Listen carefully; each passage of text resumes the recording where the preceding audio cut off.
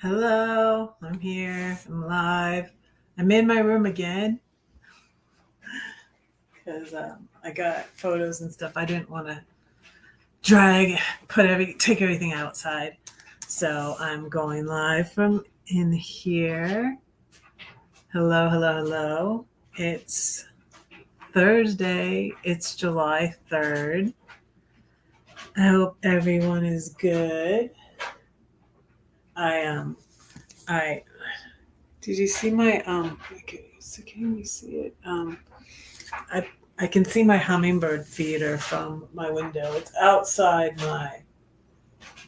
It's directly outside my kitchen window, but I can see it from my bedroom window too. And Ian can see them from his window too. So that's pretty cool.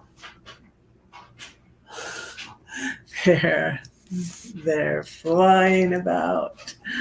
So it's pretty cool. I like it. And it's like half empty already. It's only been up. What day did I put it up? Sunday? I think Sunday. Yeah. So, tomorrow's the 4th of July. I decided to do this video, this live about my mom. I was going to do a video about my mom, but I didn't do that. I've been busy and I decided to just do the live about my mom.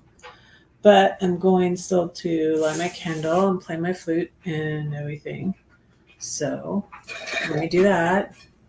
It smells good. It's a sweet tobacco candle I got at the farmer's market.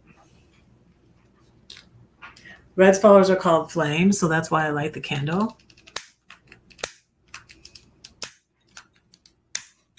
This little light of mine. Hi, Elsa.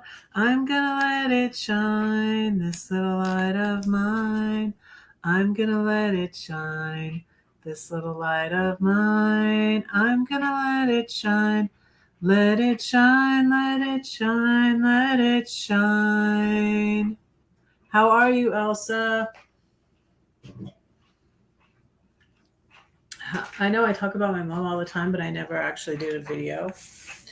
So I was going to do a video, and then I thought, well, I could just do a whole live on my mom. And so that's what I decided to do. So, yep. And I'm going to play my flute. My mom is really why I play the flute too, because she encouraged me to, and she got me lessons.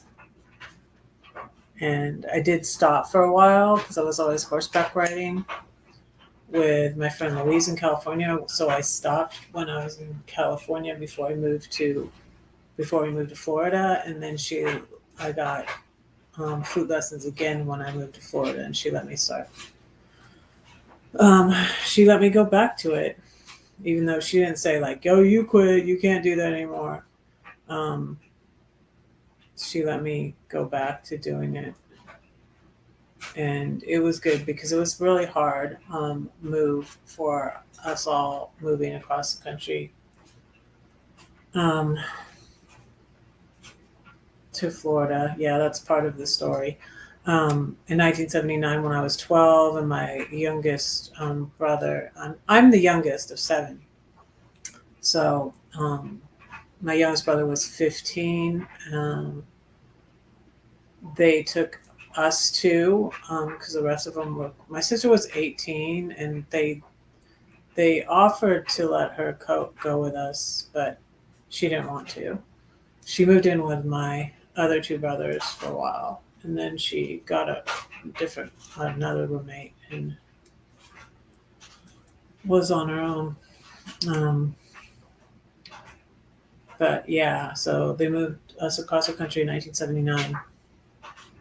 So that's why I say to everybody, I'm back. I've moved back to California after 46 years.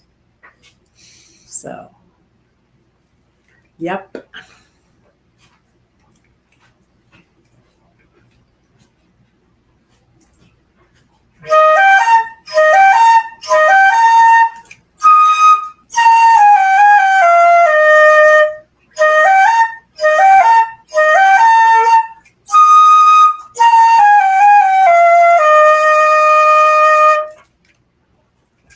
So that's just a little ditty. So my mom she always would say she was an army brat. And so my grandfather, her father was in the army, and she was born in the Philippines. And this, I think, is her high school picture. So like 19, she was 16 here, I think.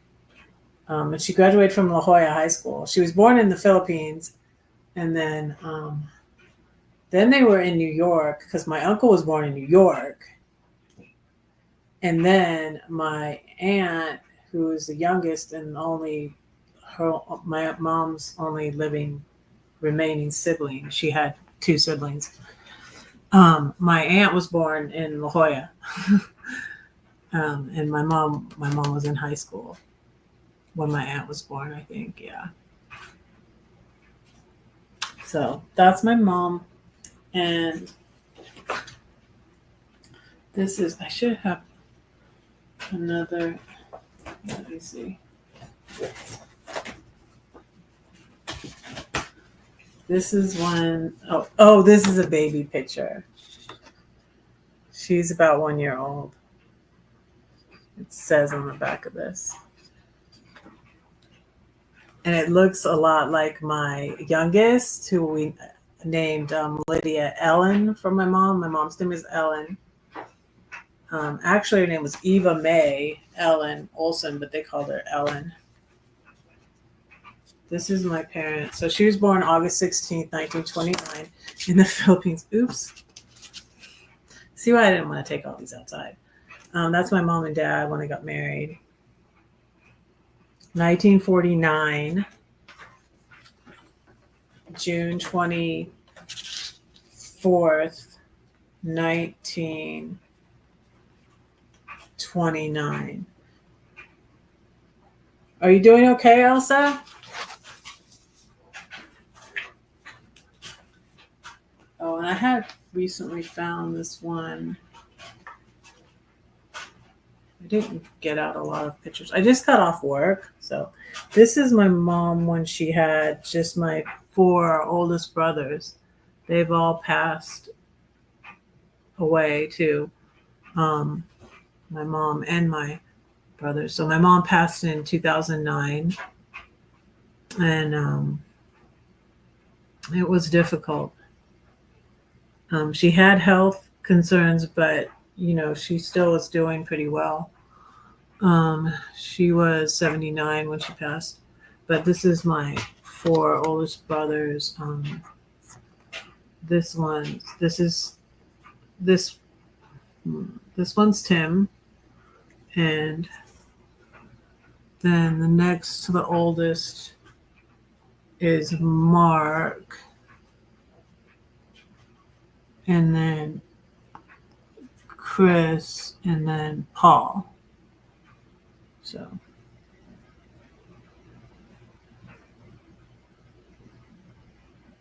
Chris was still living when she passed, but Tim and Mark and Paul passed before her, and that just really, it was devastating to her. Paul passed in 2002, and then Tim passed in 2005, and then Mark passed in 2006, 6 months after Tim. So it was really difficult. Really, really difficult for them. This is my mom and dad, like a recent, well, by recent, I mean probably 2003. I think this is a 2005 calendar. We put the picture on. So that's in front of their house in Aurora Grande. So in 1995, they moved back to California. They were in Texas. They were in Florida for 4 years. They waited until I graduated from high school, and then they were going to move because my dad was going to divorce my mom and had an affair when we were in Boca. So they wanted to leave. And also my dad was trying to break up my husband and I, not because just, I don't know. It wasn't because he cared about me or anything like that. It's just because he was manipulative and controlling like my husband. So my dad wanted us to break us up. So, but I saved up money and went back. I was 18. I saved up money. I got a job in Texas. I saved up money and went back to my boyfriend at that time that I married later, in Florida, and they moved to Texas. This was when, like, right after they moved back to California. This in Arroyo Grande. And that's my oldest two kids. And we had 3 then, right? 1995. Yeah, because Claire was born in 96. So, yeah. But Ian's not in the picture. He's probably taking a nap because he was a baby. In 95, Ian that's my son that lives with me now. He was like 2. So that's their house in Aurora Grande. And this one is the bougainvillea. Their bougainvillea was so pretty, was why I always wanted a bougainvillea. And I tried to get one to grow in Georgia, but they kept dying. They kept dying. So, but anyway, so yeah, my mom had 7 kids, and because of what happened in Boca Raton is why my mom went back to school, because she thought, I need to be able to support myself, and she went back to college. That's what I should have found, is that picture. I might still make a video. I probably will still make a video because I'm not showing you all the pictures I want to show you. But because I have one of her graduation. She went to Florida Atlantic University. A lot of this stuff I've told you guys along the way. Because she really liked owls. And, I always thought of my mom as wise. I always did. She had these really big glasses in the 70s too that made her look like an owl, really big round glasses. So,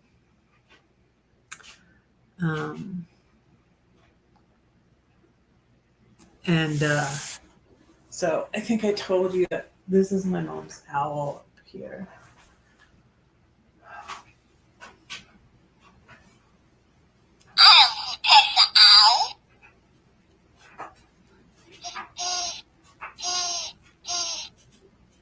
So that's an owl I got that my mom gave us. It was funny. She didn't want to keep the owl, so she liked owls. And then Florida Atlantic University, their mascot are the Fighting Owls. So, and she graduated from college with a degree in sociology in 1982, I think it was.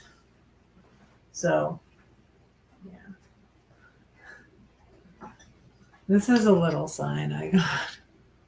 Home is where your mom is. They say heaven is your real home. There was a Christian that wrote that. That I have so much stuff in here. That's why I stayed in here. This is my mom's bear that my brother Tim gave her. It's a gardening bear, and my mom loved to garden. She was really good with plants. And so I was telling my son that when they moved to Texas, she had a job working with, it was funny, she worked with elderly people. And you know how like when you're a teenager, and so my mom was she's even younger than I am now. My mom was, in her 50s, and you think they're old, and she was working with people a lot older than her, but she was working with the elderly in a place in Boca Raton called South County Neighborhood, where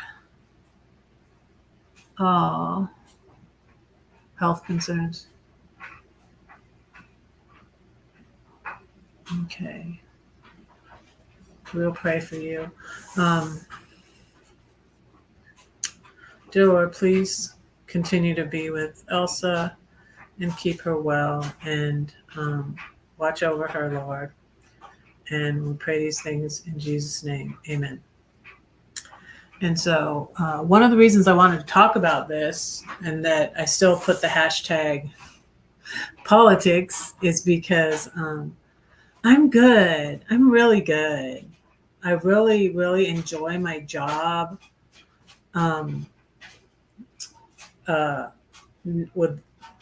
With a baby I'm a nanny for. I really, really enjoy my job, and his parents are really are my bosses, and they're really nice and they're pretty chill, and they're like typical though, like new parents, because like I'm still like sterilizing the bottles, and she's having me like wipe everything down, which is good. It's good, but it's just like it's a typical like new parent thing. Like you're a little more relaxed. Like I say, they're chill, and they are pretty chill, but they're really conscientious about their child, and so it's good. They waited until my background check took a while, and I don't know, maybe it's just because I'm so old. I don't feel old, but anyways, there's a lot of background to check anyways, and something came back as wrong too, and I don't really know that I can fix it at all. I had tried to call the people, but I don't know that I can fix it because it just will come up because I guess this person maybe has the same birthday as me or something. They have the same first name, but they don't have the last name I've ever had. And so, and also my maiden name didn't come up on my background check at all, which was a long time ago. I got married in 1986. So that was a while ago. But yeah, I'm really good. I like my job. It's like I get to be Ian's dryer's done. It's like I get to be a grandma, to this 1-year-old little boy, and I'm getting paid for it. And it's sad and unfortunate that, my 1-year-old grandson I haven't met. And I also wanted to I've been afraid to say very much, but honestly, my mom, the term rolling over in their grave. My mom would be, she was cremated, but anyways, my mom would be rolling over in her grave over what my oldest child has done to me, because it's not fair. It's not fair, and it's not right. She was there when all my kids were born, except for my youngest, and that was when she was starting to have the health concerns. But she cried. This is funny too, because this is my youngest, Lydia. That just might have this mess of mixed up. My photos I have a lot of photos, but they're not organized very well. And I gave all of my albums that were better organized to my oldest child when I left them in the stuff for the storage in Georgia when I left Georgia. But anyways, it's different generations, and I feel like, and it's sounding like it's an epidemic, and it's a lot of things with millennials that they're cutting off their parents. And sometimes maybe there's a concern. Sometimes maybe the parent is toxic or narcissistic or anything. But so many, and I hear that um, many therapists give these people, or encourage them, to cut their parents off. But there's so many different situations too. And sometimes, maybe it is justified, but not in my case. I mean, not to say I was a perfect parent. My mom wasn't perfect, and like I was going to talk about is that we would argue about politics, and particularly, and when I was conservative and I was Christian and my mom was Christian also, and we would discuss the abortion topic. And she would say that, she doesn't believe in it personally, but it needs to be, she didn't feel she should inflict her morals on others. And yeah, that's what we would sometimes talk about. And that's too what made me, I stopped, thankfully. I never, in my worst nightmare, I thought she would pass so soon, that she would pass in 2009. But she fell and broke her tailbone. And because of her other health concerns. And she had a pulmonary embolism, which made her heart enlarged. And I'm going to drop the link to my Much programming.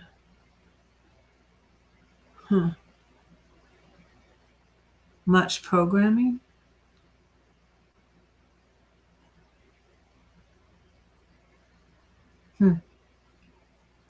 Um.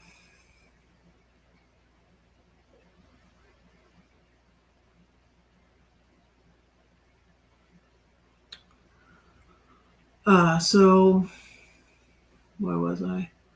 So yeah, I was like, when we moved to Boca Raton, I feel like that's what made because my youngest brother, the one that we moved across the country to Florida, he was the only one. We were the only two that ended up being conservative, because the rest of them were not. I mean, I don't even know if my brother, if Christopher and Paul even voted. I don't even know. I know my mom was probably thankful that they didn't get sent to Vietnam, because I think Tim could have. I think, well, he might have been in school. He was young. He was I'm sure he was old enough. He could have been sent to Vietnam, but he didn't get. But they were all hippies.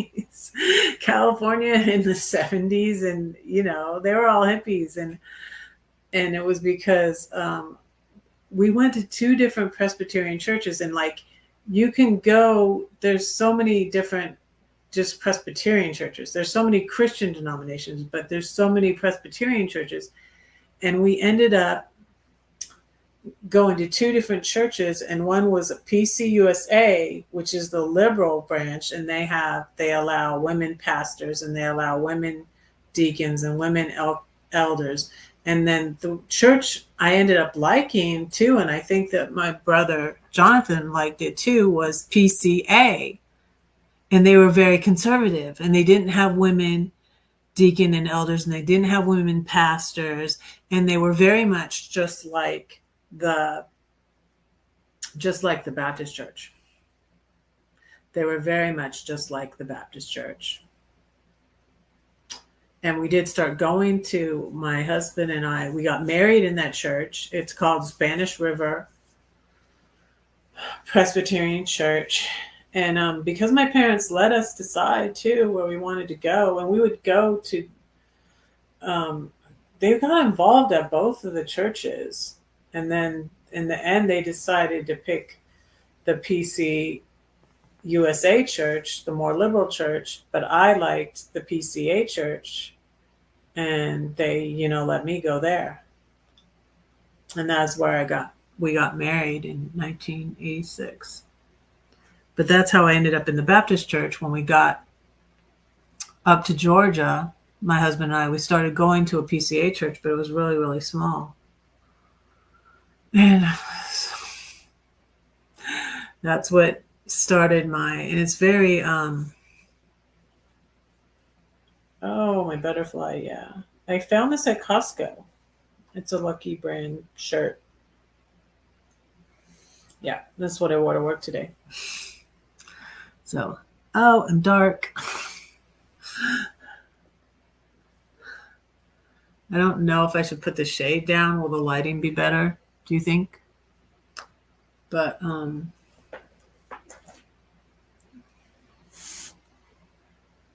I think I had some other pictures over here to show you. And speaking of my mom and my oldest, is my mom holding my oldest. She always came when I had a baby. That's her. And that's when they moved to Texas. So they were in Texas for about 10 years. And then they moved from Texas to, where's my mom? When that was.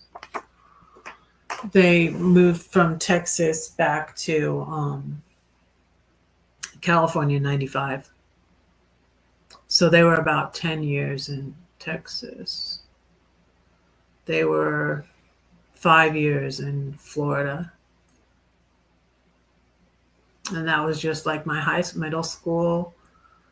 A year or two of middle school, seventh grade, 8th grade, and then 9th, 10th, 11th, and 12th. So it's up my high. It really seems like, to me, because I was older and, a lot of, being an infant and being a very young child in California, I don't remember that. It almost feels like to me, well, I almost really was, because I was in Florida until 88, except for 6 months I went to Texas to save up money and go back to Florida to my boyfriend, who became my fiance, who became my husband. So, yeah. But, yeah, get all these pictures here. But, so yeah, the only time my mom didn't come right after I had a baby, because that was the way it was. And even it was around 92, or maybe it might have been 93. It might have been when I was pregnant with my son that lives with me now, when my parents got their RV. And so then they would come in their RV, and they didn't really even have to stay in the house. They would stay in their RV on our driveway, and our driveway was flat. And so, yeah, they came. My mom came by herself. My dad was still working. He hadn't retired yet when Sarah was born, my oldest, in 87. My mom came by herself. And that was rough, because we didn't have any health insurance, and our car broke down. And I was 20 years old. I didn't have a clue as to know what I was doing to have a baby that young. It was rough. But yeah, she came to Florida when I had my oldest, and then the rest of them were born in Georgia. And my mom came every time except for when my youngest was born. Because that's, what they used to do. It's what I wanted. I really wanted to be there when Now I've met my granddaughters, but I didn't get to be there when they were born. I ended up I had just got the lifeguarding job when my granddaughter Lily was born in 2023. So that's why I wasn't able to go out there. But I wanted to really to Philadelphia.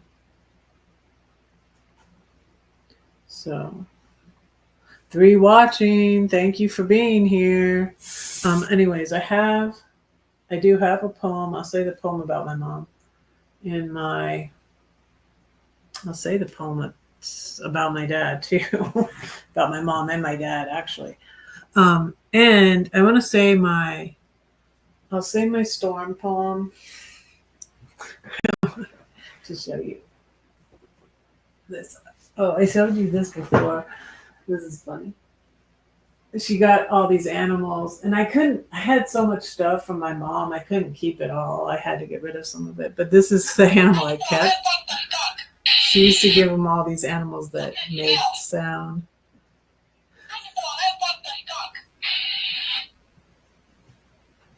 And the little elephant. This is from my mom. It's so soft. And I have a little elephant that my mom gave to my oldest son. It plays a lullaby. She got a little pink elephant from my Claire Bear, and I gave it to Claire, and I think Claire got rid of that too. Claire got rid of like all the stuff I gave her. And my book. Thanks, Claire. I wish you would have really gave it back to me because I saved that out of all the. Oh, I had so many stuffed animals. Now I've realized things that I like, that I love, and collections I even downsized and got rid of in Georgia. That when I left Georgia, I started collecting those things again. Like the stuffed animals, like I got. I like the bear. I had a whole bear collection actually, but I got this bear at. I got Freya a bear like that, and I think Claire got rid of that too. And my no drama llama. That's my no drama llama.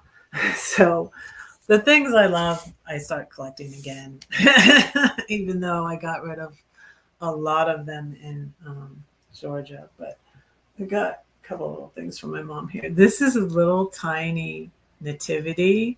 My mom loved Christmas. And I have a really pretty stocking she made for all of us. I can show it to you. It's up in the closet. But this is a little teeny nativity, and it's carved out of stone. And it's like, if you look in it. And I wasn't practicing any religion when I left Georgia and it really helped me to downsize because I had so much religious paraphernalia and all my books were Christian books, and I had like 20 Bibles, I think. And I only kept my one Bible from 1984. So, but my mom really loved Christmas. And I thought, this is a perfect little nativity for my RV. Little teeny nativity.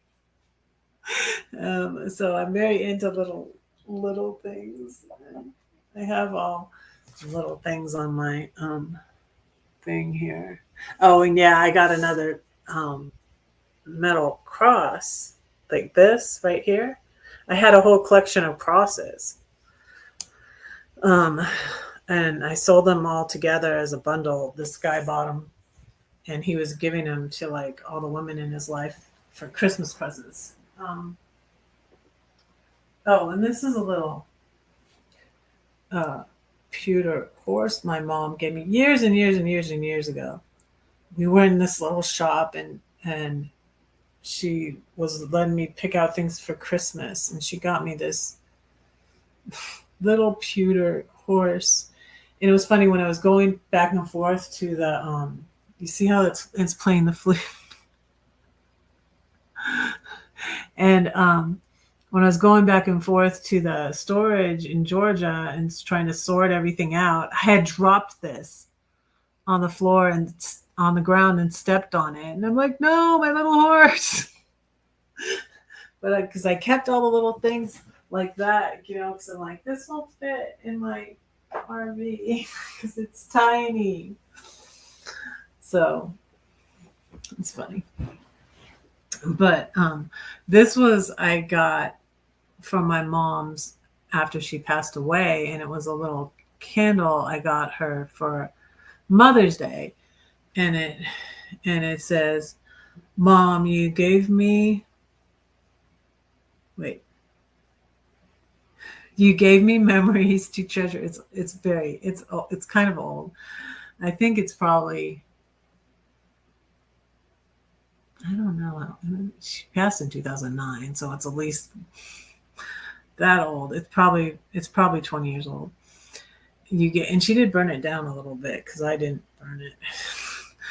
Mom, you gave me memories to treasure. You made our house a home in fullest measure. You taught me faith and love without end. You are my mom and my best friend. So I'm like, oh, I want that. So it was really hard when she passed. And because I didn't have a great relationship with my dad. And it turned out that my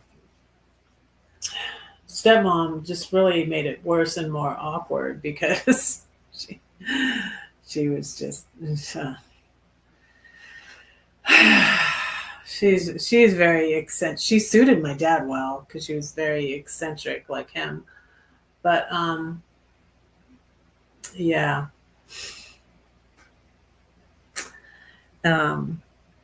But let me do some poems because and I wanted to say that, so my mom was very much into prayer too. So, and my storm poem is, there's a story behind my storm poem that I don't really go into, but it has to do with my family and something that happened. Hi, Pam. Hi. How are you? I finally called yesterday morning, and then I'm going to Blue Corner Indivisible on Wednesdays and Sundays to protest Trump. And that too, that's what I want to say. My mom would very much, oh, she would so hate him. I know that she would hate him.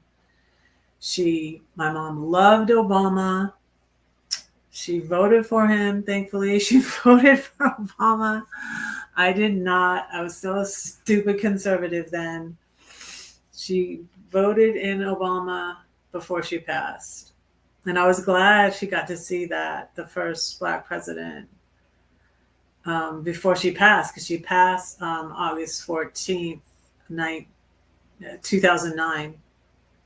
So, and she was in an argument with my brother because she sent him the book. I think it was The Audacity of Hope. And I really think it was because of a quote. I was like, there was a reason, and he's just like, you're just being stupid liberal, blah, blah, blah, blah, blah. He took a picture of himself burning the book and sent that back to her. He's so ugly and unnecessary. And there was a time I wouldn't have said this on here, but I'm saying it now. I don't care. You don't want people to talk about you acting ugly? Stop acting ugly, okay? You don't want people to talk about you being a maggot? Stop being a maggot, okay? I'm sorry. No, not sorry. Sorry, not sorry. But yeah, and I just really feel like her heart was broken when she passed, because she had lost three sons. Like it was like she had one son left. Thankful for my brother Christopher, and he passed. He still passed before my dad, because he passed in 2018, and my dad passed in 2020. But she still had Christopher. But it was like she lost John too, because he got mad at her just because she sent him Obama's book. But I bought the book to read. I still haven't read it. I still want to read it. And then I gave it to a friend. I'm like, haven't you read it? Because an African American friend in Georgia, and so I'm like, oh, here, you can have it. So I bought a copy and then didn't read it. But there was a quote I heard, and I'm like, ha. It goes like, there's a Obama quote that goes like, men are either trying to win. They're either trying to win. I should look it up so I can say it exactly. It's about their father, though, and I'm like, that's it. That's the quote she was wanting to say. Because I'm like, there's a method, there's a reason for this. He's just like, she's just being, she's just being a pain. She's just being a stupid liberal. Blah blah blah blah blah. And I'm like, no, she had a reason. Like gosh, it's just like, why are you so? I'm joining more and more. I'm finding more and more channels, and like on Instagram, on YouTube and stuff, of them trying to understand the MAGA, their mindset, and why they are like, why they believe what they do, and why they still, and I feel like it's helpful, and I feel like it's good, because they're not like all the same. Like I'm saying, I think that my brother and I ended up being conservative because of moving to Florida in 79 and then going to that very conservative church. Because the churches we were going to in California were not that conservative as Spanish River Presbyterian Church in Boca Raton. And like we were going to I think it was First Presbyterian of Shadow Hills, and then my older brothers were like, we want to go back to the North Hollywood church, and because my mom and dad were always trying to get them to go back to church, but they wouldn't make them go, that they went back to the North Hollywood church. And they had, which is very progressive, they had a homosexual choir director. My parents were in the choir at North Hollywood Presbyterian Church in North Hollywood, California. And it was a little bit of a drive from Shadow Hills. But yeah, my parents started going back there because my brothers were like, they would go to church if we went back there. But then they went back there and they didn't go to church. And my dad and my brothers had a big fight. And I've been realizing lately, I'm like, that had a bigger effect on me. Can you see? I don't know if you can see them. I don't think you can see them because it's too bright. But the hummingbirds are flying around behind me. But so yeah. So my mom was really, and I wrote a Christmas in my evangelical mess that I was in. I wrote a Christmas letter. I would write a Christmas letter every year with a theme, and I wrote the theme on heaven and wrote about my brothers who had passed away. But and this was in for Christmas 2008. Never thinking that it would be my mom's last Christmas, and it made my mom so sad. It made my mom so sad because I was writing about my brothers being in heaven, my three brothers who had passed. But I didn't think, and I felt like so stupid. I'm like, and I stopped. I discontinued my Christmas letter after that, after my mom passed, because of that. And then um, I did my blog though. And I'm going to put the link to my blog. Well, the link to my blog is below, but I want to put the link to my blog and the post about my mom that's called Like Mother, Like Daughter.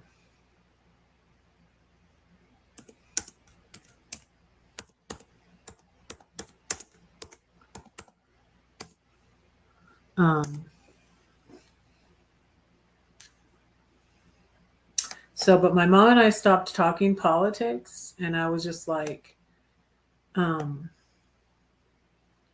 because it really didn't matter. And, and I'm saying that because I'm talking about the 1990s, it really didn't matter then. But y'all, things are different now, and now it matters. This is very different than differing on politics back then and now.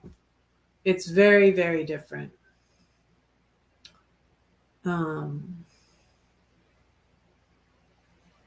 And all the things about Christian nationalism and everything is very, very good. The channel Monty Matter, her channel is so good for info on all of that stuff, and Trump's cult and everything that's going on, because that's why my mom wasn't in the cult, and she was a Christian, but she was a liberal. And I had a friend at that church, and if in fact it was my friend that I said was in my wedding, her name is Susan, that I'm out of touch with, who said, how can your mom be a Christian and be pro-choice? She said that to me. And so all this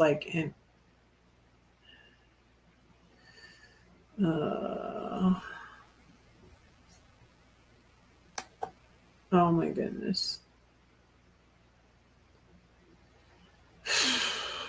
Yeah, I don't know what good it did, but I did call Isla's office yesterday. I got up early. I set my alarm to get up earlier. I did Tuesday also, but Tuesday I didn't call because I get up really early, and so I didn't want to be too loud because I was still sleeping. And then so I thought oh, I know what I'll do. So on Wednesday, what I did is I got up early again, and I got all ready for work, and I went to the car, and then I got on the app. That app is good. Maybe I can drop a link to it. Or you could drop a link to it because you're a moderator, Pam. Gosh, I can't find it on here. I would have to go on. I would go on my phone and get it. Are you on your phone? Can you drop the link to that app? So I went on the app. Yeah, and I used the app, and I called Isla's office yesterday. So, but I feel so much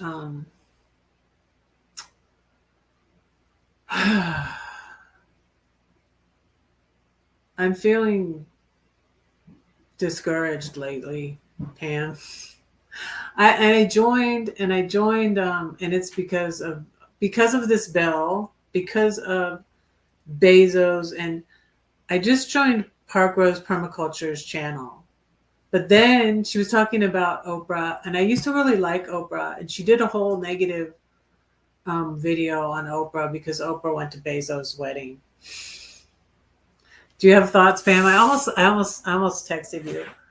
But I was kind of bummed about that because I used to really like, and I didn't realize what she did, what all she did.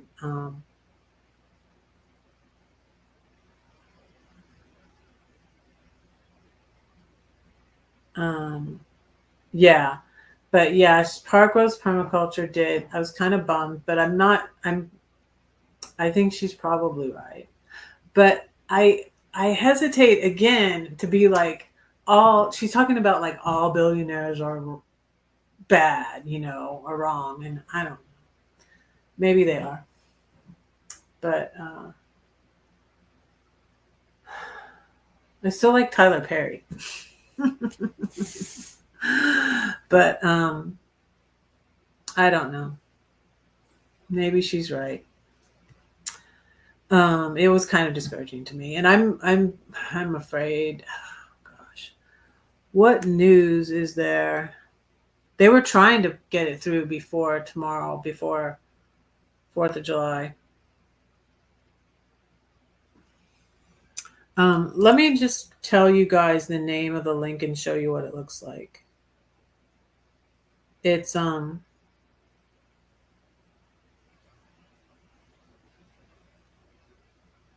might be able to drop it. So all you do is copy the link of what you want that's up in the bar and then just drop it in there. Like if someone else that's not a mod does that, it won't be a link. But because you're a mod, it will be a link. Let me see if I can do it. Because you sent this to me. It's called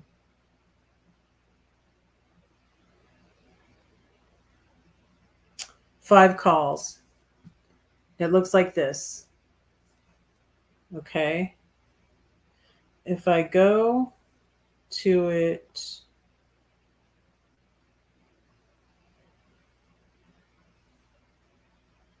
oh, and I didn't do the thing. I didn't check it off in here that I called. I need to do that. Yeah, so that's what, yeah. And especially now. And today, Angie was talking about, but I think I'm still going to stay. I want to stay a member of her channel. Because, you're not going to agree 100% with everybody on every single thing, And Monty Matter said something that I didn't comment on it yet, but she was talking about the abortion issue. And it was very good video. It was her Flipping Tables podcast. So Monty Matter was talking about how, they don't care about the babies after they're born, but that's not true because they do. Because I was involved in this ministry called Save a Life. And this was one of the things my mom and I got into it about in, it was 93. It was 93 when Ian was born. I was working at this Save a Life center, and it's a crisis pregnancy center, and they help the women with the babies. And there's and this was all the stuff Monty Matter was saying they don't do. And I'm like, gosh, surely she's in Christian nationalism for so many years. She should have known about these crisis pregnancy centers that are involved in all of that, are involved in helping the baby. She's like, they don't do anything afterwards to help the baby. And so I still want to comment on Monty's video on that, because I was like, that's not right, Monty, because she's wrong on that. Because they try to help the babies after they're born, and even connecting them with adoption agencies and all of that. And this is what Monty was saying, that they don't. And I'm like, no, they do. They have, she's like, they should have a baby bank. And I'm like, that's exactly what they did have at Save a Life. Is, they had this place, like clothes closet, where they could go and get baby clothes. They could get baby diapers. Everything. They talk them out of having an abortion. They had doctors on, she was saying that too. They should have doctors that help them take care of them and blah, blah, blah. And I'm like, they had doctors on the board of this place, this crisis pregnancy center. But what was interesting is what my mom and I got into it about. And this was too why I really stuck my head in the sand too. And it's like I don't even want to watch the news. I don't want to talk about politics. And I was just I just voted for whoever the Republican candidate. Even my husband didn't do that because I think he didn't, like, to his credit, I guess, to his credit, I think he voted for what was that crazy one that was like have a beer with me? What was that one? Um okay, maybe that will work. Let's see. Let me go over to it on YouTube. I can't tell on here in StreamYard. But so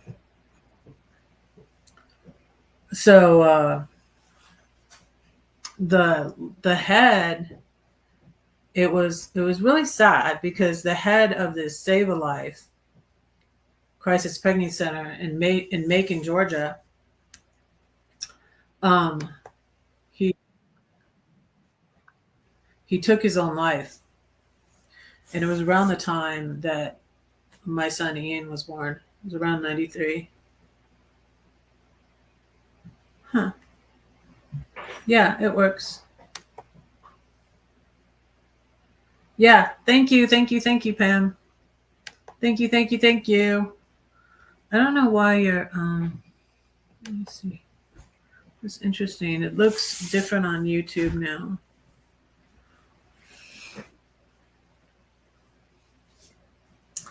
Um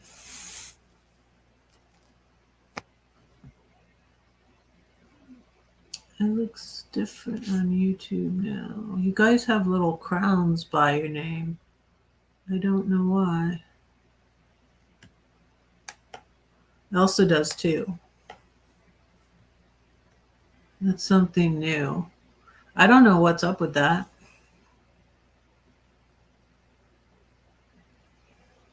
Interesting. Oh, top fans. You guys are called top fans. Thank you. Thank you. Okay, YouTube is rated you guys as my top two fans. You're the only two here. Okay, so I get that. But thank you. Thank you. Oh, no, not Brett Kavanaugh. Ross Perot. That was way back. Like, it was one of the Bushes he didn't vote for, and he voted for Ross Perot.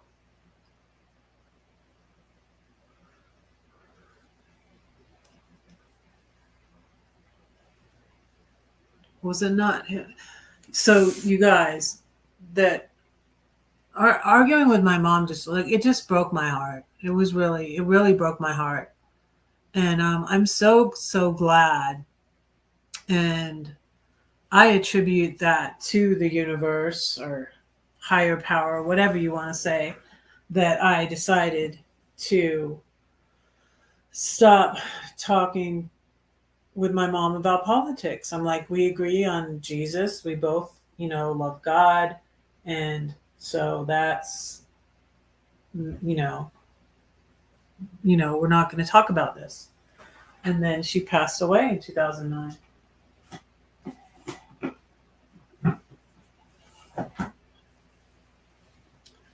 And so on my brother that was upset with her and hardly talking to her, the day she fell and broke her hip was his birthday.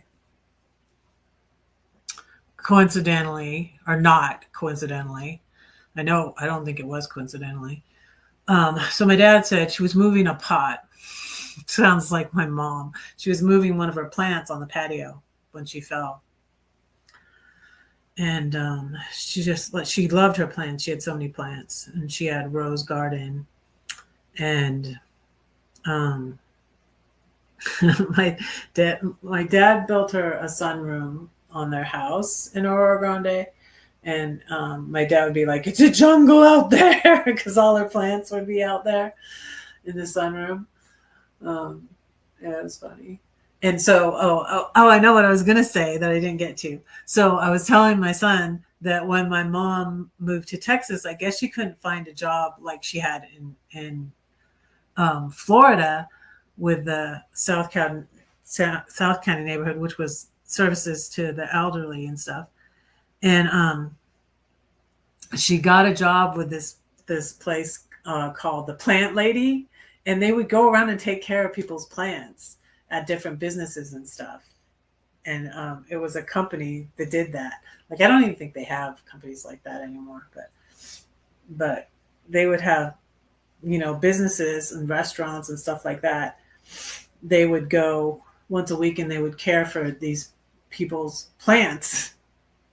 So, and it was called the Plant Lady. I'm like, that's a perfect job for you, Mom. Because she was so good with plants. I got my bougainvillea is struggling, but I want it to look like this someday. And they were joking about like the plants is attacking my dad. He was always like joking around, even though he was a funny narcissist. But so let me say,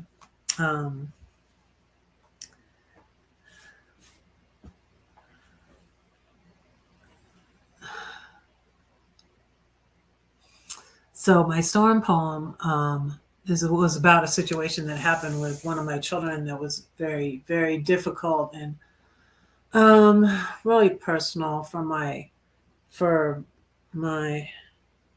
It was great. Yeah.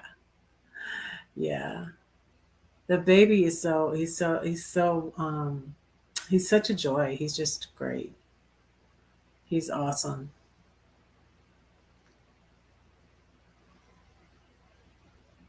Yes, the only matter that matters is love. That's right, Elsa.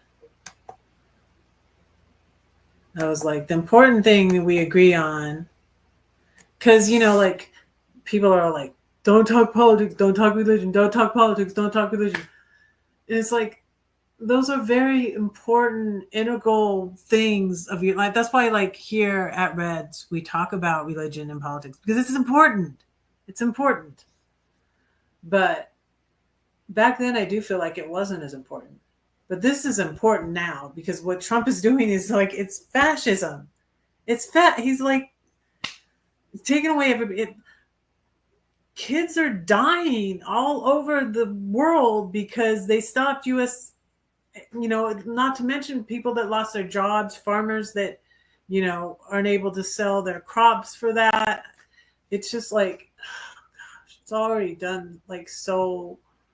He's already done so much damage.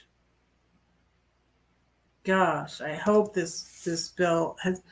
Oh gosh, it hasn't gone through, has it? It hasn't gone. I hope it won't go through.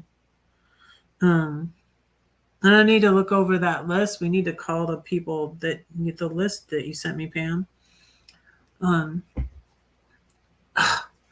And another thing I wanted to tell you, that when I was a teenager, you guys, my mom, oh shoot, it did. That's horrible. It's so discouraging. Ugh. But we have to keep fighting. We have to keep fighting.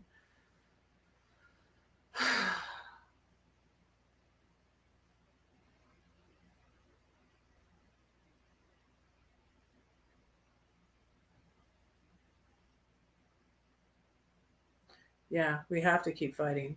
So back when I was a teenager, my mom was telling me about the Equal Rights Amendment.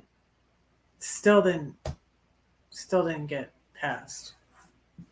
And all it was about was the equal pay for women. This was back in the 80s. So, yeah.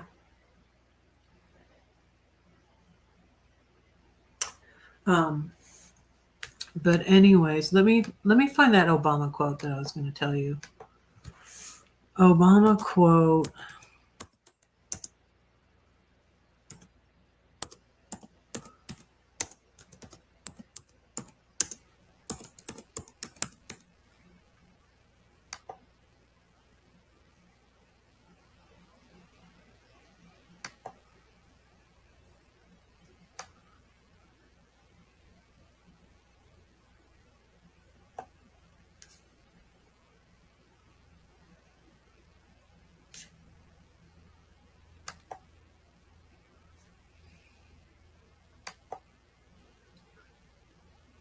Uh, okay, this is it. This is it. This is the quote, I think, and because it's from The Audacity of Hope.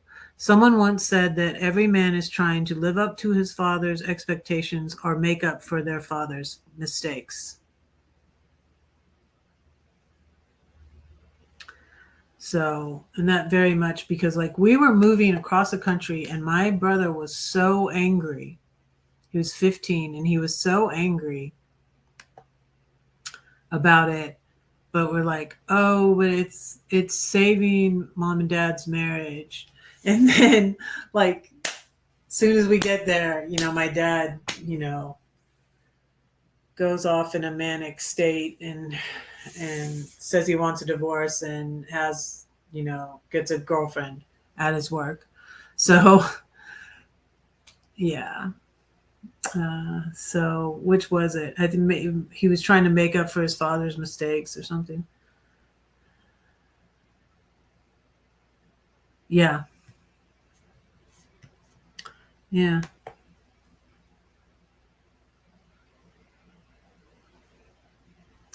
And then I feel like my brother's like, you gave up. You just couldn't be good enough for my dad. And he's a lot like, when I made the video about my dad, I called it About Your Dad.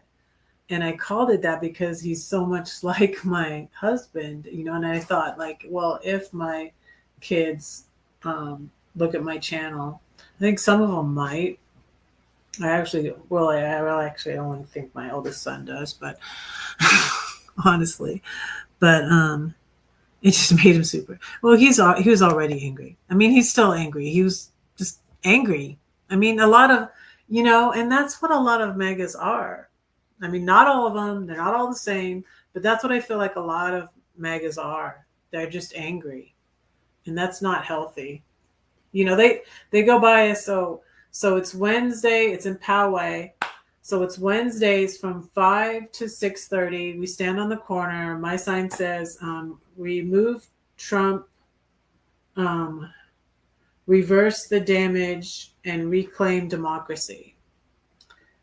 And these people go, I got the finger yesterday. People go by screaming. Some scream obscenities. Some just scream, go Trump, or something like that. Well, we had these kids show up with a sign, something, we stand with Trump, or something like that. And I was surprised because one of the ladies with us, she grabbed the sign from the kid. And I'm just like, whoa, what are you doing? And she's like, these kids have been here before. They tried to be like intimidated or intimidate these. It's I want to say it's a bunch of old people. There's a couple of younger people, and there's people my age, but there's a couple younger people on Sundays. Some people aren't able to make it there from 5 to 6:30 on Wednesday, and but yeah, I feel like my brother, he's just angry. He's been angry for years and years and years, and that's what a lot of the MAGA people seem to be. They're just angry, especially they hate liberals, and they're just ridiculous. But anyways, like these kids showed up that were saying "Go Trump," and they're just being like they don't know any. I said, well, thankfully he'll be dead before any of you guys can vote. That's what I said. I said he's going to be dead.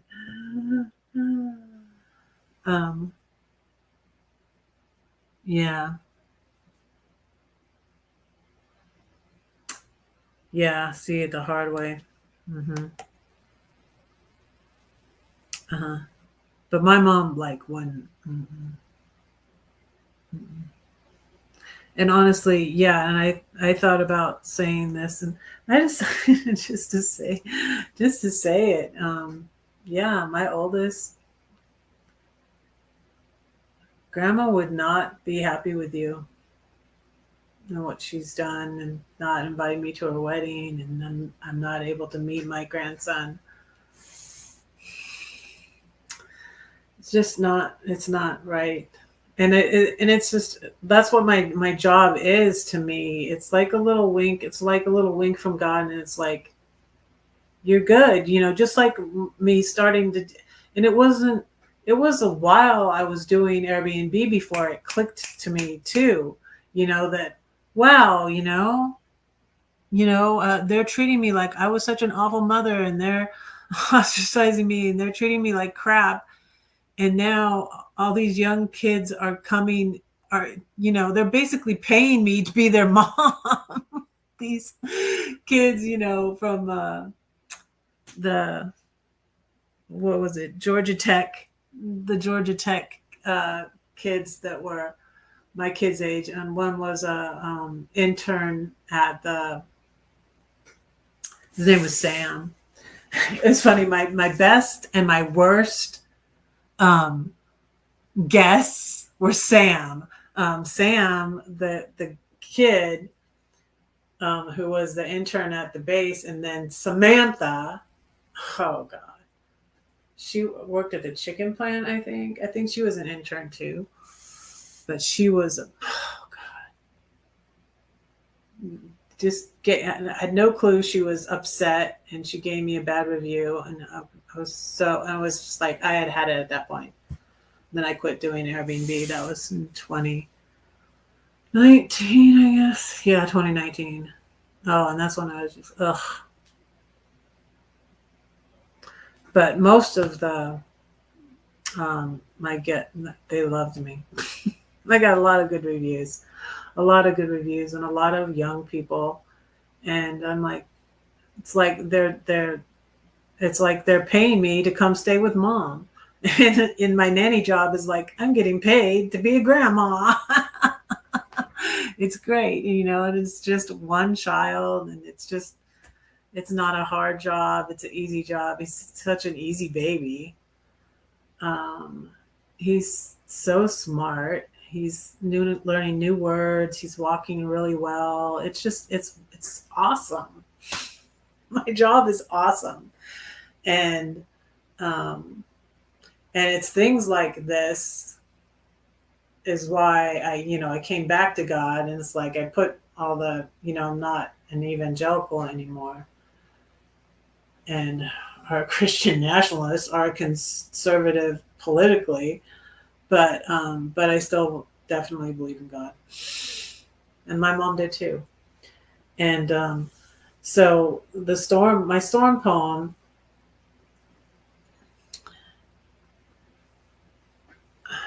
my storm poem was about the situation in my family, and then my toxic sibling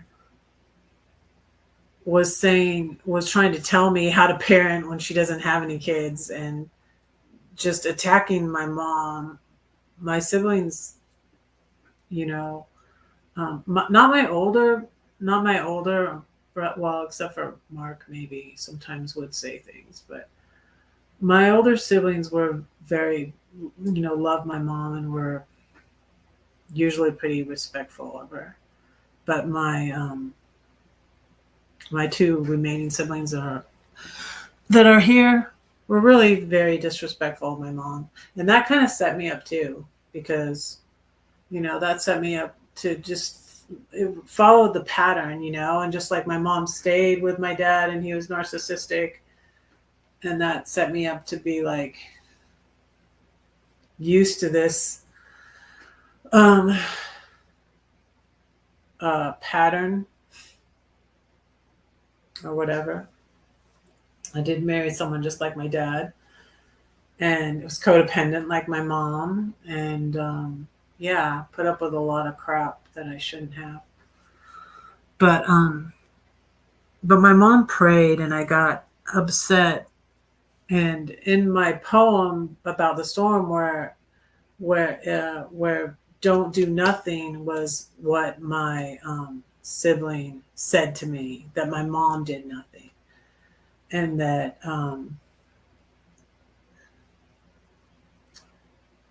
and that my child was going to end up like my deceased brother. And so that's why I don't talk to that person anymore. So, anyways, I'm going to say my storm poem. It's my favorite poem. And it is about how my mom prayed. I'm like, she didn't do nothing. She prayed. So, you say that no one cares for you? Well, that's not true, because I do, and God does too. Oh, that I could fix your problem. I'd mend you up. You'd no longer be stuck in that addiction or depression, the trials that come in rapid succession. But what can I do? I cannot fix you. I can't make you believe or even relieve that deep ache in your heart. Just where do I start? Don't do nothing, she yelled at me. Well, what should I do? Scream and shout and run about? Perhaps sit and pout?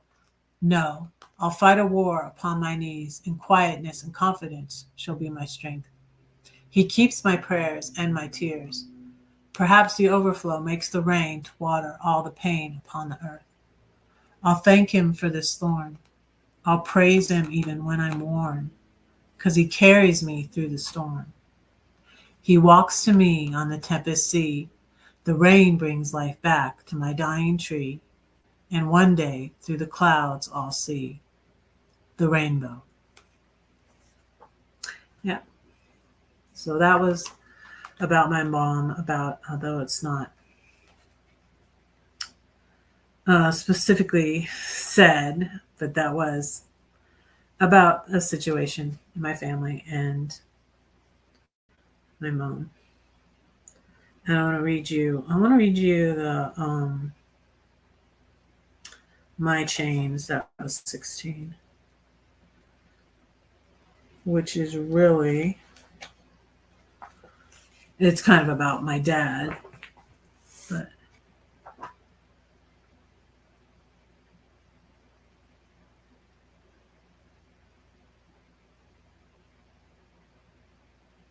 yeah. Yeah, exactly. Yeah, and I just feel like it's, yeah, like somebody, I was talking to somebody about karma and being a bad parent. I don't really want to go into it, but someone was saying that, and I was like, and I feel like it's kind of like, it's like the good karma. It's like I was, like I wasn't a perfect parent, but I was a good mom. I think it was Mother Teresa who said, um, there's no way to be a perfect mom, but there are a million ways to be a good mom. And, so I wasn't a perfect mom, but I was a good mom. And I feel like it's my positive vibes, returning to me, that's what I feel like. And it was also, after, I don't know how long after, I did Airbnb for 2 years, but somewhere into it, I realized I was like, because I had all these kids that were my kids' age staying at my Airbnb, and I'm like, oh yeah, I'm such a terrible mom. I was such a terrible mom that people pay me to be their mom now. They would come stay at my house, like cook for them and stuff, and change the sheets and wash the towels and all of that, make sure they had everything they need. What was that? It was just like being a mom. And and so now I feel like, with this nanny job, I'm getting to be like a grandma, and I'm getting paid. Like I'd be such an awesome grandma. They're missing out. They're missing out, and they're making their child miss out. on knowing their grandmother. And it's just, I'm just hopefully they'll come around. I don't know, but anyways, but I'm good. Even, I'm much better now. I had so much um anxiety about it, and I would continue to chase after them and continue to not be honest with them. Like with my daughter that I was going to see in Pennsylvania, I was being fake. And I feel like she's always being fake. She's being so fake. Um, but I was being fake too. So yeah, we do the best we can with what we know. Exactly. Exactly.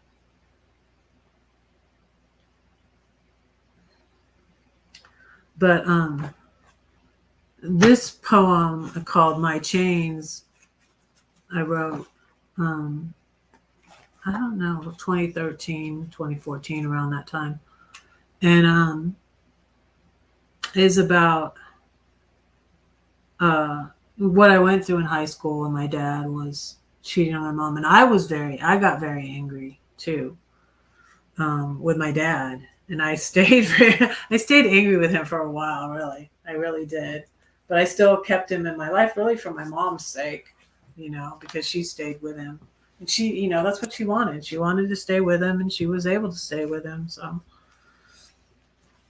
that was what she wanted. But anyways, it's called My Chains. It's in this book. I think, I don't know, I could do a double video, but I don't know that I want to. I might have already done one. I don't know. But this is about, me having boy trouble and just nobody, like no guidance. And my mom and dad were going through this crap. And it was just tough time. People talk about like, I want to go back to the good old days when I was in high school. I'm like, I'd never want to go back to being in high school. That was horrible. It was awful. Plus, I didn't know I had ADHD. I think that did affect me too. So, but it's called My Chains. I dreamed I was in high school again. I was taking a test. I hadn't studied. I was bound to fail. Dad, where are you? He's more interested in helping that single mom at the office. She could use some help, but Dad, I need you. These boys are annoying me. What should I do? Can you come to my band performance? No. Can you pick me up from practice? No. Well, whatever, Dad, since you don't have the time, at least the boys at school do. But I won't go past second base. Don't worry. I'm a good girl. Goody two shoes. That's me. I'll be faithful, Dad. Don't you see? I won't be like my brother. I won't even start. I won't get locked up in the prison of addictions. My oldest brother was on drugs for a while. Don't drink, don't smoke. What do you do? Don't drink, don't smoke. That's Adam Ant. No one sees inside of me. The battle's in my mind and I'm losing it. There's a war raging inside my head. That annoying boy's harassing me every day. In between the inappropriate things he says and does, he smiles at me. He's kind of cute. Perhaps he does like me. Dear God, today he stood on a bench and proposed. Like I'm walking by. Will you marry me?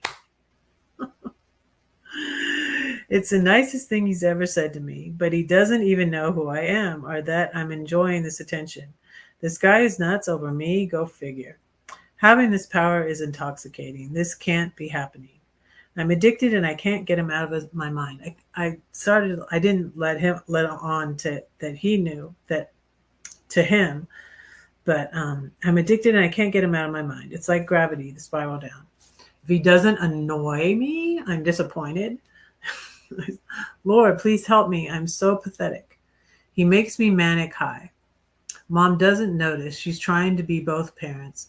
At night, I hear her crying. She's dealing with your mania, but I am sinking. It's not a dream. This is a nightmare. War is hell. Who will deliver me from the body of this death? Jesus, awake, he says, peace be still. He breaks my chains in pieces. I can breathe for the first time. That's from a song, a Christian song.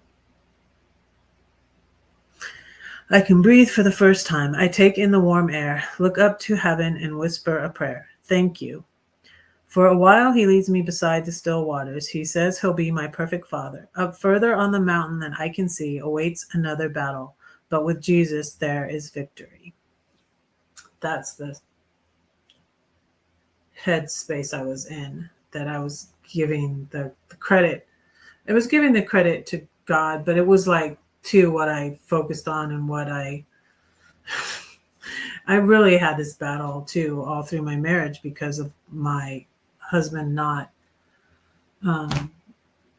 affirming me, and like nothing I ever did was good enough. And so I kept having this battle. But yeah.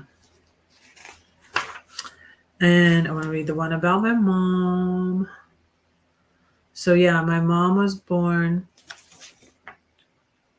in the Philippines, like I said at the beginning, August 16th, 1929, and she passed on April 14th, 2009. And that's me and my mom when I was a teenager. I think it was about 16 there, 17, maybe. Probably 16 there. I don't know. That's me and my mom in the 80s, okay? And I read this one at her memorial. And it's very repetitive, but and I hated the poem when I first wrote it, but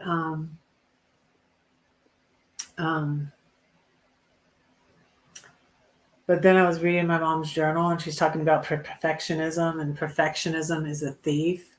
So my mom wrote a lot in her journals, and I do that too. And I feel it really helps me. And I write a lot of my poems in my journal first before I put them into my books. This is the only one that I really got published. So I got this one published and then they stole it from me. But anyways, this poem's in this book. So the elephant poem. And this is dedicated to my mom, because she loved books too. And she would always give the kids books. And that's part of what I left in. And I'm pretty sure my daughter kept those too, my oldest. She would always write in them too. She would give my kids books. And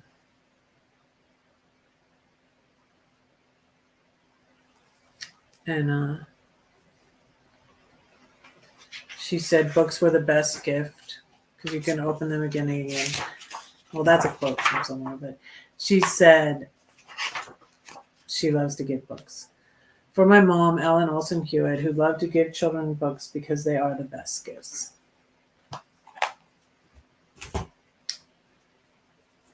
But anyways, this poem in here is called You Showed Me by Example.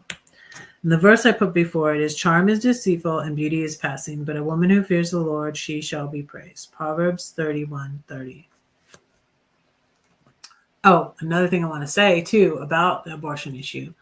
When I heard, see Kamala Harris said basically the same thing my mom said to me, 30 some years earlier. 30, because Ian's 30. And I cried. I heard Kamala Harris say, she's like, you do not have to give up your religious faith to be pro-choice, to know that the government shouldn't be making these decisions for people. And that was basically when I heard Kamala Harris say that, she said, you can decide, you can yourself, if it's your religious conviction that you are not for it, that, no one's going to make you get an abortion, you know? And that was basically what my mom said. She's like, I don't really believe in it, but I don't believe that we should. And I also didn't know about the D&C. I didn't know that there were going to be women bleeding out in parking lots because they can't get a D&C because they wanted to carry their baby to term, but they lost their baby. And then because it's illegal, they can't get the necessary health care, and they can get an infection and die. And women have died because they can get a D&C. And, I didn't know that. And so, and when I heard Kamala Harris say that, what my mom said, and I was just like, another reason why I became overly too religious is because I thought that was what my mom was lacking, or why my brothers, went astray, and whatever, that I felt like I had to be more strict, yeah, it's about controlling women. Exactly. That's what Monty Matter talks about too. But anyways, so this poem's called You Showed Me by Example. You showed me by example how to love to read. You showed me by example how to teach and lead. You showed me by example how to stand for my convictions, even if I stand alone. You showed me by example how to keep the home. You showed me by example how to read God's word. You showed me by example how to pray to God. You showed me by example how to hold on. You showed me by example how to forgive. You showed me by example no one's perfect, but we can rely on the one who is. I want to share with you that yeah, before I go, okay. Oh, and I wanted to find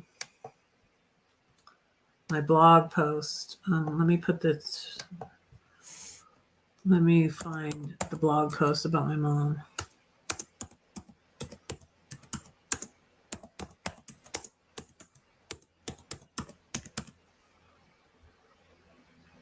So I wrote this thing.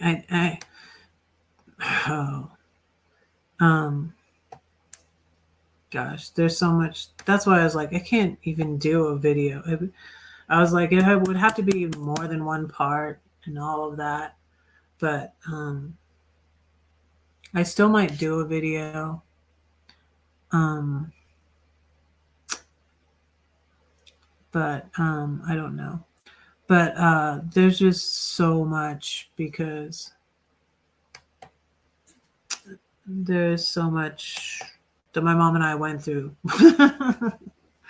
Yeah. And yeah, it was a lot. And I used to feel differently. And like all I used to talk with my sister about was complaining about our mom. And then my sister used to say to me too, like years ago, oh, you're just like mom. No, you're just like mom. And she would say it as an insult. You're just like mom. And then I started saying, like, mom isn't that bad. And I started being like, gee, thank you. I started being like, thank you. And I stopped. And that's why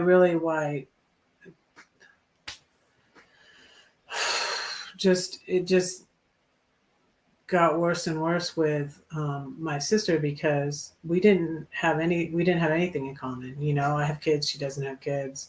As Christian, she's not Christian, or she doesn't believe in. Well, she would say, what the F am I then? Because I guess she considered herself Christian, but that she believes, but she doesn't believe in organized religion. So really, I'm a lot more like my sister now, but I'm still worlds apart, more like my mother. So I had 5 children. My mom had 7 children. Yeah. We were both married to a vulnerable narcissist. But I divorced mine, so I feel like I've made some progress. I've made some progress that my mom didn't. Hey, John. What is your topic, please? It says in the title, John, I'm talking about my mom.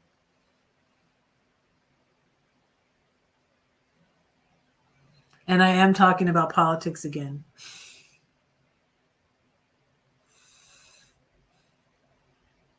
Because I'm back to being a liberal like my mom and back to California. My mom really wanted us to move out here. But my Georgia suits my ex because he's misogynist. The Baptist church suits my ex too, but I don't think he goes anymore. But he's misogynistic. He's racist. Georgia suits him. Mega suits him. But I don't know. He might be getting mad at Trump also. Who knows? Some of them are, which is good.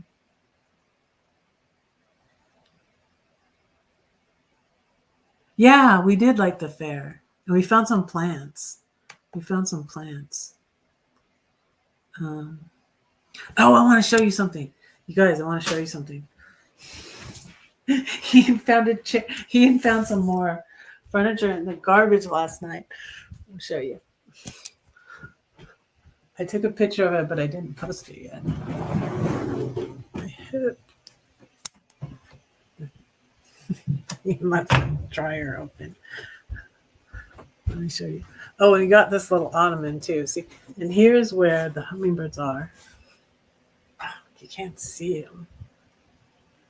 There's a hummingbird out there. Oh, there's 3. Can you see them? Can you see them? Can you see them? Okay. These, his plants are up there. I got this plant with a purple flower. We went to the place where the plants were at the fair, and we got these succulents. I'm going to put them outside, put them in a bigger pot. But also, look at this chair. Look at this chair Ian found last night. Isn't it cool? And we got this ottoman for that. I was going to get a bigger thing, and it has storage in it. So we found this ottoman at Ross, and at first I didn't get it, but then I did. But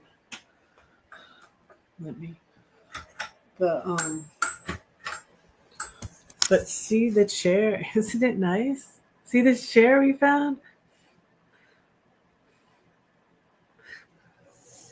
In the garbage. It goes good with a sofa, yeah. Goes good with a carpet. He sprayed it with his Febreze stuff he has. So it feels like it's wet. Yeah, I like the chair. It's really cool. See the elephant picture up here? And that's our plant.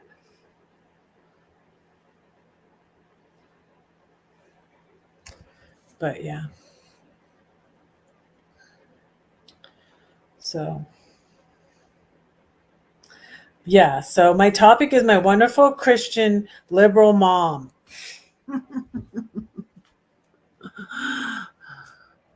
Oh gosh.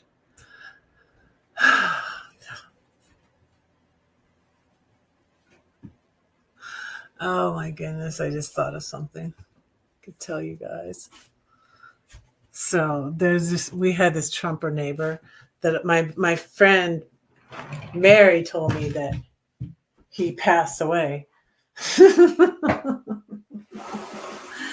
So I feel like he knows a lot more now. Very likable chair.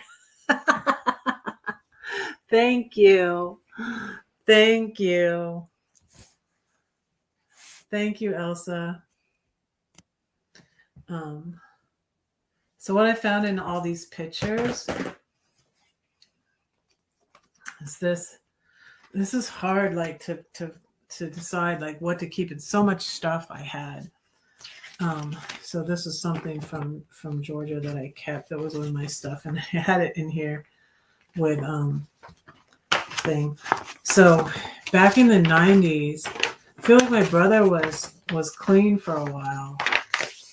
He was sober, and he looked so good here.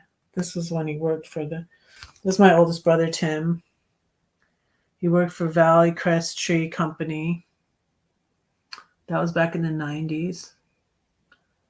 It's funny, he looks a lot like Ian there. Kind of. My sons resemble my brothers a lot.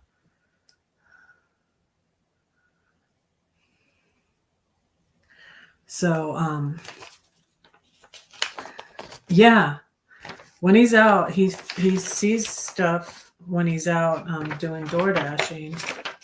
And so, yeah, that's where he was last night.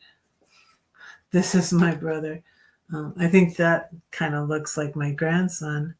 So I did see a picture of him. That's it looked like my son when he was little. That was my oldest brother when he was a baby.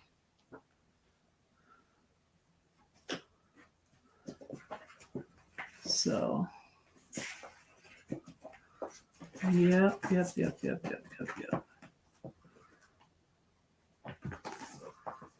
Oh, look, this is me. Another thing my mom was into was with always taking the pictures, taking the photos of everybody. Oh. So I mentioned my friend. I think that's her wedding. Yeah, Sue Scarrett. That's her wedding. Sue Scarrett, if you're out there, contact me. Oh, and that poem was about like around this time. That's one of my high school pictures. Here's another picture of me. This one's so faded.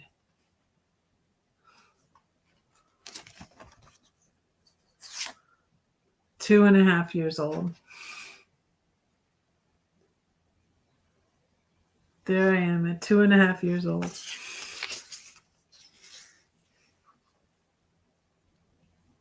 Yeah, I'm about 16 here.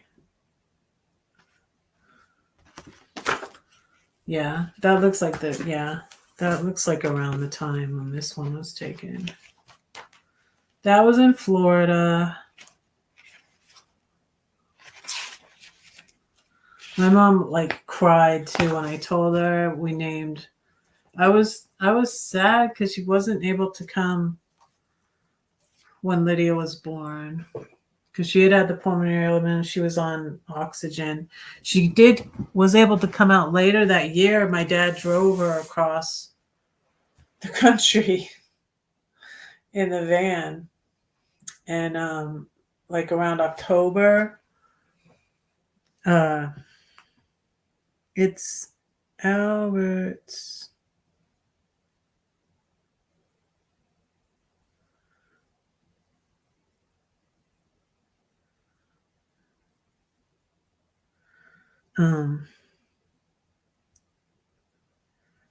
Thanks for giving me a good reference.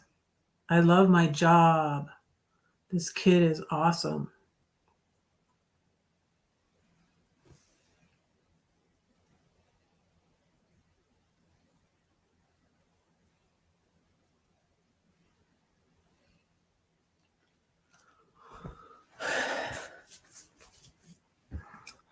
So,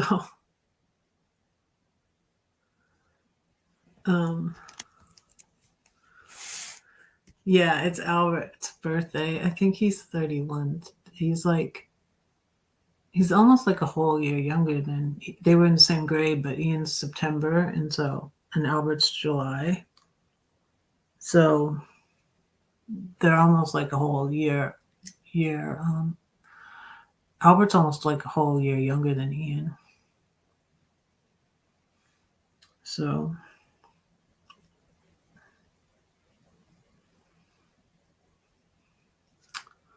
but yeah.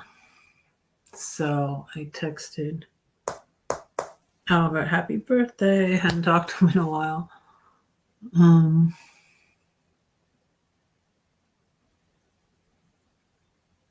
You had a big fro in your graduation pics. Yeah. I graduated in 84.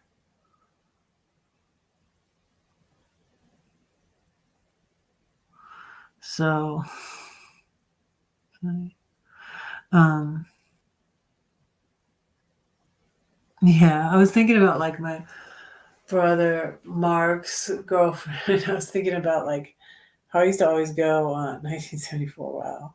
Yeah, I can't believe you're that much old. Like I always thought you were like my age. Um, Pam, I thought you were my age. Oh my goodness. Um, yeah, 1984. Uh, so what else? Oh. Let me put the link to this thing I wrote about my mom. I wrote this in 2001, and this was after I wrote something the same year. I wrote something negative about my mom. I did, and my mom did read it too. But it was like I let it out really, and I felt like it was healthy for me. And then after I did that, I wrote something positive about her, and she liked it, and it's like mother like daughter, and this was before I had let. And see, it's part of the reason, following her example is part of the reason why I kept on forgiving my husband and staying with my, because it's like mom forgave dad for cheating on her, and so it is the reason why I put up with a lot and stayed so long as I did. But um, I'm glad I finally left my husband.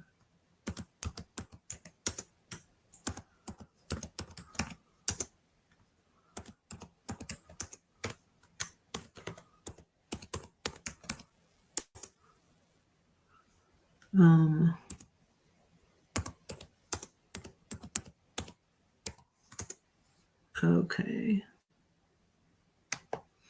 There we go.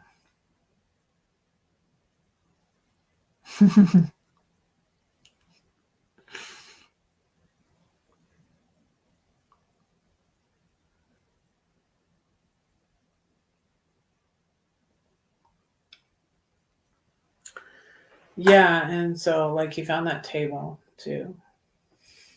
That's our little kitchen table.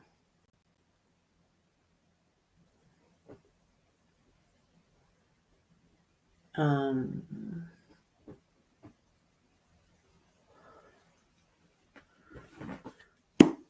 yeah, I'm gonna do my little.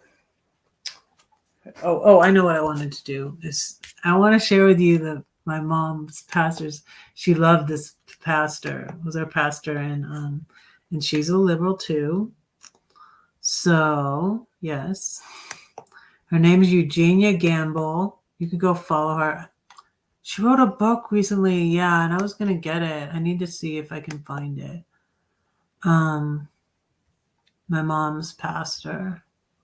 She retired and went back to Alabama.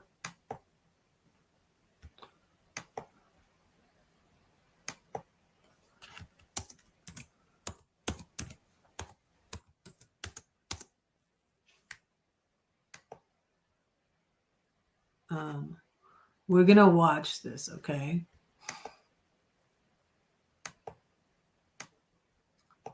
And it's my mom's pastor. I recorded this in 2014, and I sang with my dad in his choir, so I couldn't.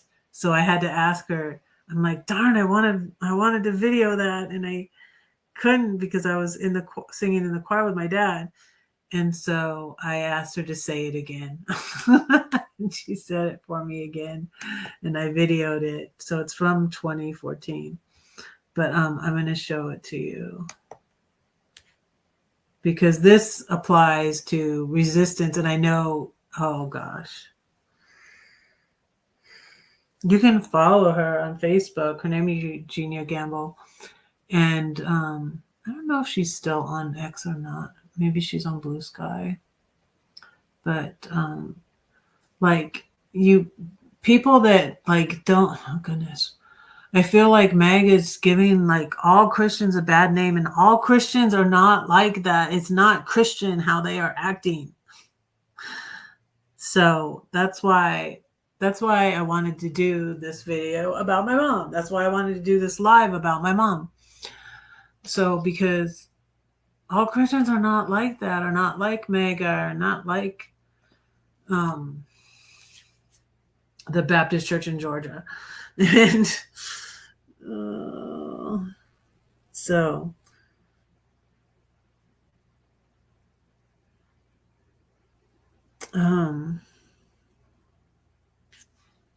let me share this.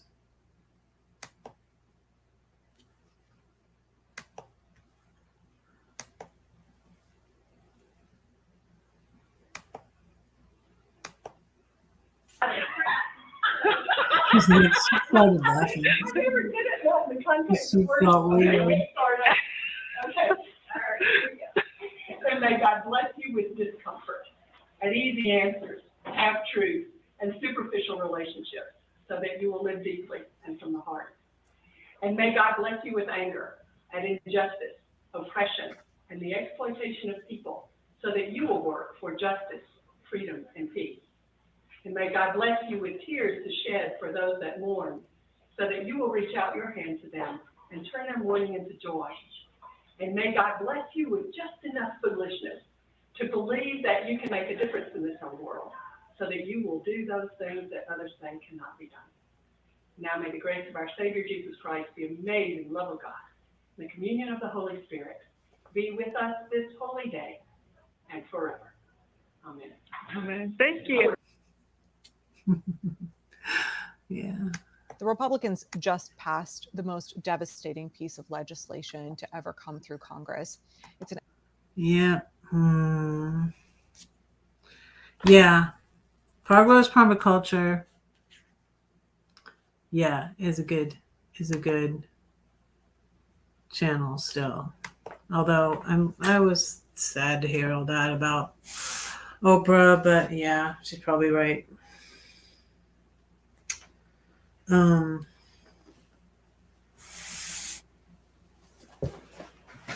So, oh yeah, I wanted to share that. And yeah, that's on my channel too. And I'm going to pray for y'all and let you go. I've almost gone 2 hours. Yay. So, yeah. That's it. I wanted it was relevant to politics and religion and my mom and how that's how I ended up here. That's how I ended up. That's how I ended up here. That's true. That's how I ended up like I am. That's how I ended up on this earth, because of my mom.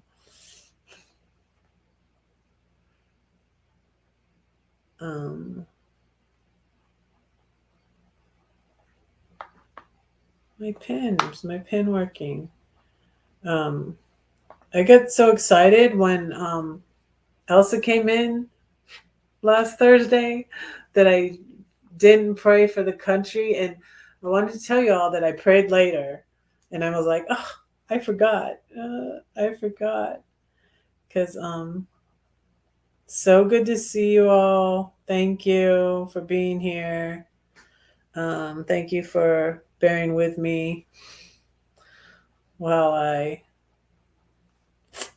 don't know, still working on my channel. Still resisting, still, I don't know, doing all sorts of things. We got, I didn't get any sweet treats at the fair. So, yay, pat myself on the back. And we had Euro. We had Middle Eastern food. I had a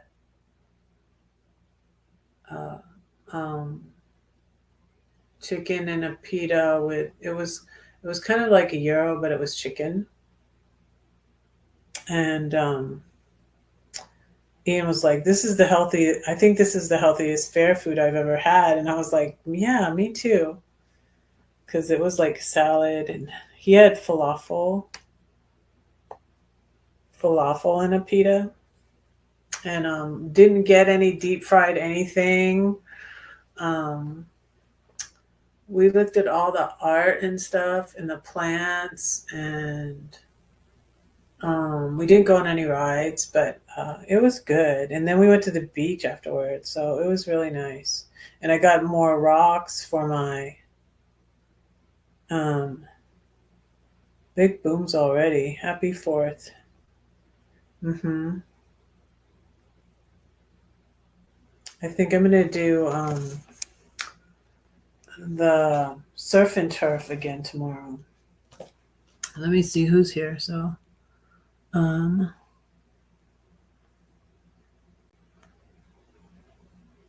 Elsa, Pam, and John. I got everybody down. Thank you for being here. Thank you to everybody who watches the replay. I appreciate it. I get most of my views on the replay, so I appreciate you, those who watch the replay. Thank you, thank you. And I will pray for you all and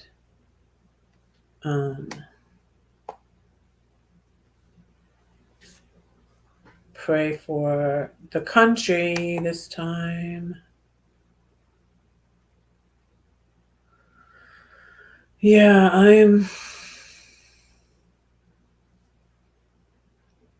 gosh, it is sad all that's going on, y'all. But we just really have to keep on, we have to keep going and keep resisting. And let me drop Park Rose Permaculture channel. I'm probably going to put her in my featured channels.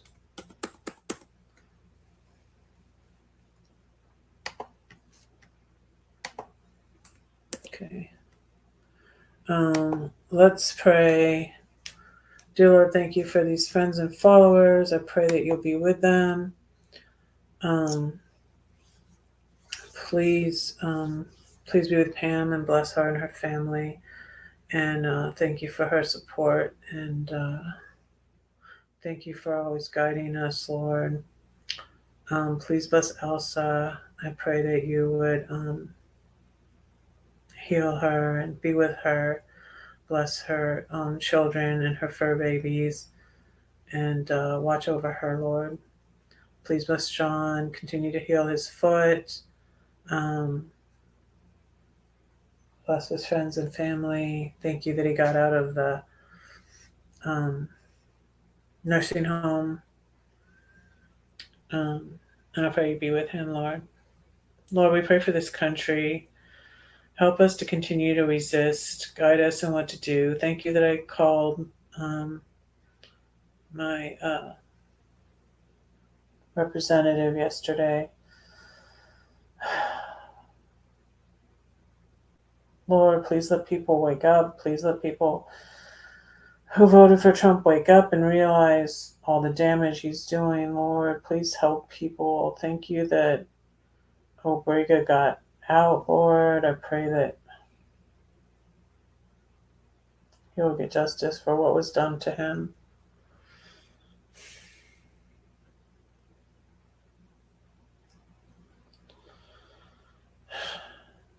Gosh, why did this bill go through, Lord? And so it's so upsetting, Lord.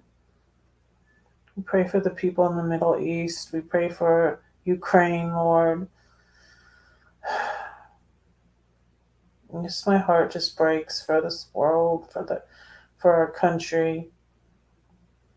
Just help us to continue to stand up for what is right and stand against fascism and against Trump, and help us to be brave, Lord.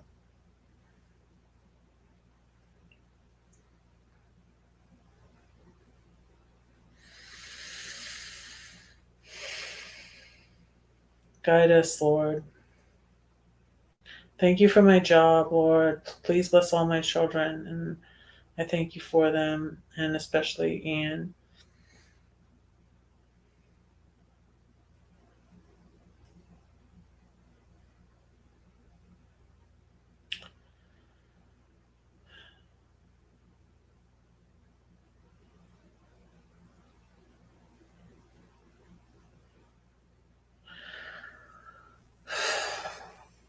Just guide us, Lord.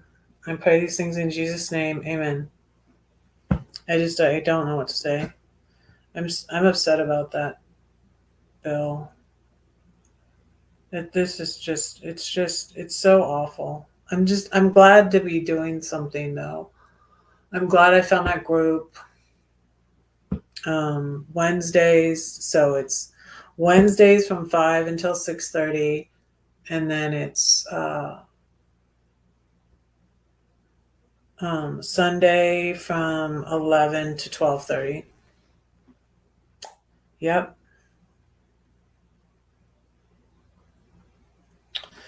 We will get through this together. Thank you, Pam. Yes, I'm thankful. I'm really thankful for you, Pam. Really, really thankful. And you giving me a good reference.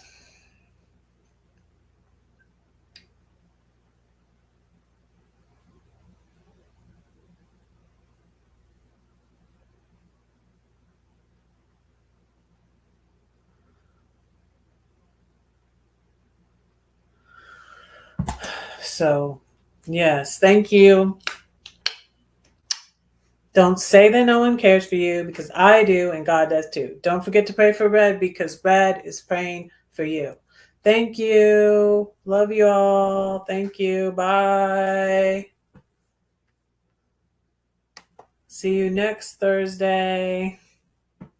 I'm trying to do shorts. I'm trying to do some more videos this next week, hopefully.